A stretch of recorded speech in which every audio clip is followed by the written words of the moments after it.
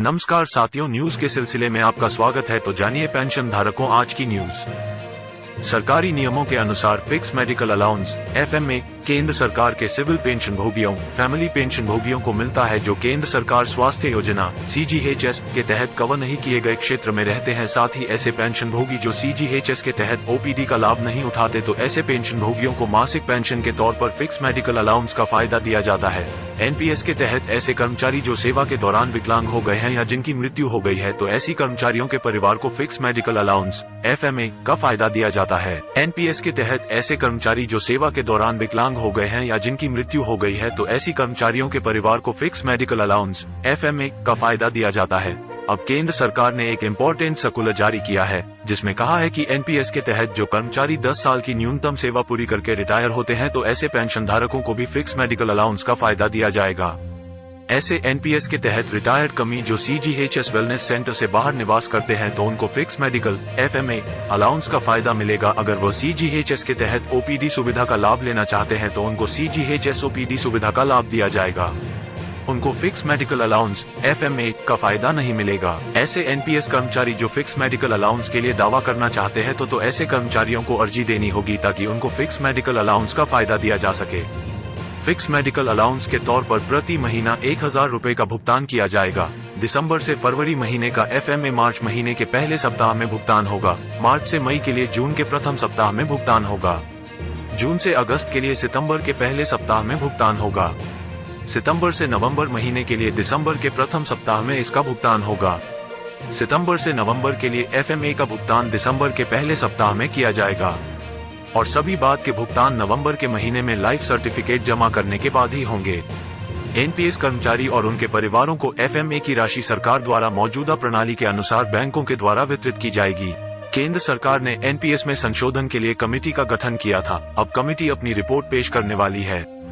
Committee में सिफारिश की गई है कि कर्मचारी की अंतिम बेसिक पे का 50% पेंशन के रूप में दिया जाएगा।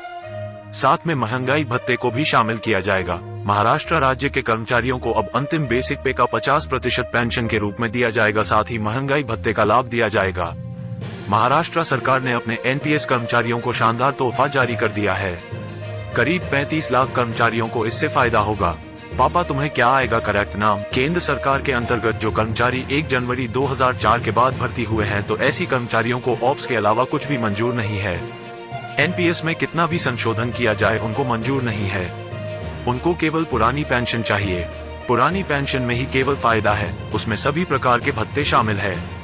NPS एक डस्टबिन है। और अगली खबर सुनिए। PM मोदी ने राजस्थान के एक विशाल करते हुए देवाहिश के परतूने लिए कांग्रेस पार्टी की आलोचना की।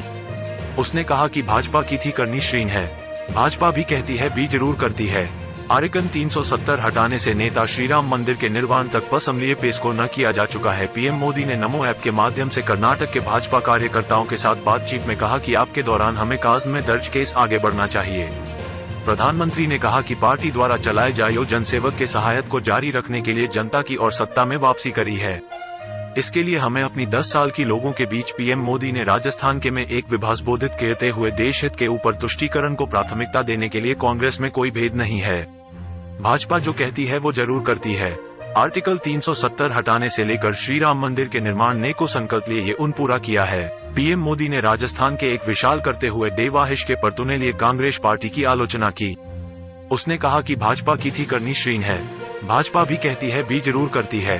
आर्टिकल 370 हटाने से नेता श्रीराम मंदिर के निर्माण तक असम्बली पेश को न किया जा चुका है। PM मोदी ने नमो ऐप के माध्यम से कर्नाटक के भाजपा कार्यकर्ताओं के साथ बातचीत में कहा कि आपके दौरान हमें काज में दर्ज केस आगे बढ़ना चाहिए। प्रधानमंत्री ने कहा कि पार्टी द्वारा चलाए जाए जनसेवक के सहायता को जारी रखने के लिए जनता की और सत्ता में वापसी करी है। इसके लिए हमें अपनी 10 साल की लोगों के बीच PM मोदी ने राजस्थान के में एक विभाजबोधित कहते हुए देश हित के ऊपर तुष्टीकरण को प्राथमिकता देने के लिए कांग्रेस में कोई भेद नहीं है। भाजपा जो कहती है वो जरूर करती है।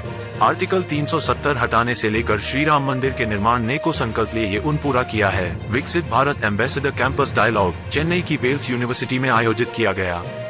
इस इवेंट में अलग अलग बैकग्राउंड के 1000 से अधिक स्टूडेंट्स और शहर के 20 से अधिक एंटरप्रेन्योर, प्रोफेशनल्स और एक्टर शामिल हुए। इस अवसर पर फिक्की, फ्लो, EO और YRO के प्रतिनिधियों की विशेष उपस्थिति भी दर्ज की गई। पीएम मोदी ने राजस्थान के कोटपूतली में एक विशाल जनसभा को संबोधित करते हुए कहा कि 2024 का चुनाव उन दो खेमों के बीच का चुनाव है, जिसमें एक तरफ राष्ट्र प्रथम का संकल्प लेकर चलने वाली भाजपा है तो दूसरी तरफ देश को लूटने के लिए उतावली कांग्रेस पार्टी है। प्रधानमंत्री ने भरोसा जताया कि 2014 और 2019 की तरह इस बार भी राजस्थान की जनता 25 की 25 सीटें भाजपा को देने का फैसला कर चुकी है। पीएम मोदी ने राजस्थान के कोटपूतली में एक विशाल जनसभा को संबोधित करते हुए कहा कि 2024 का चुनाव उन दो खेमों के बीच का चुनाव है, जिसमें एक तरफ राष्ट्र प्रथम का संकल्प लेकर चलने वाली भाजपा है तो दूसरी तरफ देश को लूटने के लिए उतावली कांग्रेस पार्टी है। प्रधानमंत्री ने भरोसा जताया कि 2014 और 2019 की तरह इस बार भी राजस्थान की जनता 25 की 25 सीटें भाजपा को देने का फैसला कर चुकी है। पीएम मोदी ने उत्तराखंड के रुद्रपुर में एक विशाल जनसभा को संबोधित करते हुए कहा कि बीते 10 साल में जो विकास हुआ है वह सिर्फ एक ट्रेलर है, आने वाले समय में देश को और अधिक ऊंचाई पर ले जाना है।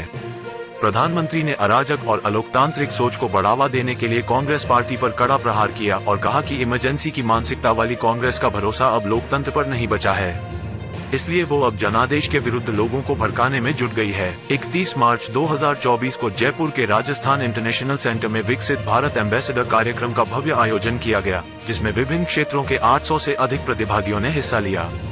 इनमें प्रतिष्ठित यूनिवर्सिटीज के स्टूडेंट्स तथा सीए, मेडिकल और लीगल सेक्टर के प्रोफेशनल शामिल थे।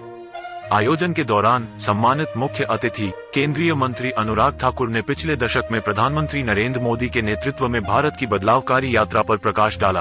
पीएम मोदी ने मुंबई में रिजर्व बैंक ऑफ इंडिया की 90वीं वर्षगांठ के उद्घाटन समारोह RBI at 90 को संबोधित किया। उन्होंने कहा कि अपने प्रोफेशनलिज्म और कमिटमेंट के कारण RBI ने पूरी दुनिया में अपनी एक विशिष्ट पहचान बनाई है। बीते दशक में भारतीय बैंकिंग सिस्टम में हुए बुनियादी बदलाव पर प्रकाश डालते हुए प्रधानमंत्री ने कहा कि कभी डूबने की कगार पर पहुंच चुका ये सिस्टम अब प्रॉफिट के साथ आगे बढ़ रहा है और क्रेडिट में रिकॉर्ड ग्रोथ दर्ज कर रहा है। पीएम मोदी ने मुंबई में रिजर्व बैंक ऑफ इंडिया की 90वीं वर्षगांठ के उद्घाटन समारोह RBI at 90 को संबोधित किया। उन्होंने कहा कि अपने प्रोफेशनलिज्म और कमिटमेंट के कारण RBI ने पूरी दुनिया में अपनी एक विशिष्ट पहचान बनाई है।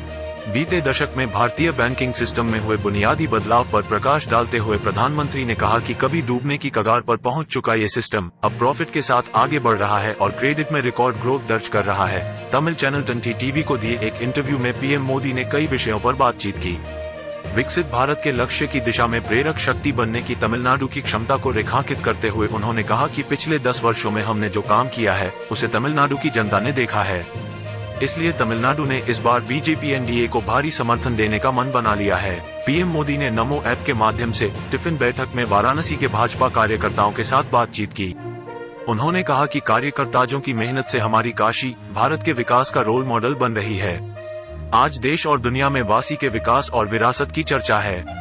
प्रधानमंत्री ने कार्यकर्ताओं से हर दूध, हर शके केंद्र और हर मंडल में महिलाओं, बुजुर्गों एवं नौजवानों सहित समाज के प्रत्येक वर्ग तक मोदी की गारंटी पहुंचाने का आग्रह किया। पीएम मोदी ने उत्तर प्रदेश के मेरठ में एक विशाल जनसभा को संबोधित किया। उन्होंने कहा कि 2024 का लोकसभा चुनाव सरकार बनाने का नहीं बल्कि विकसित भारत बनाने का चुनाव है। इस चुनाव का जनादेश भारत को दुनिया की तीसरी सबसे बड़ी महाशक्ति बनाएगा।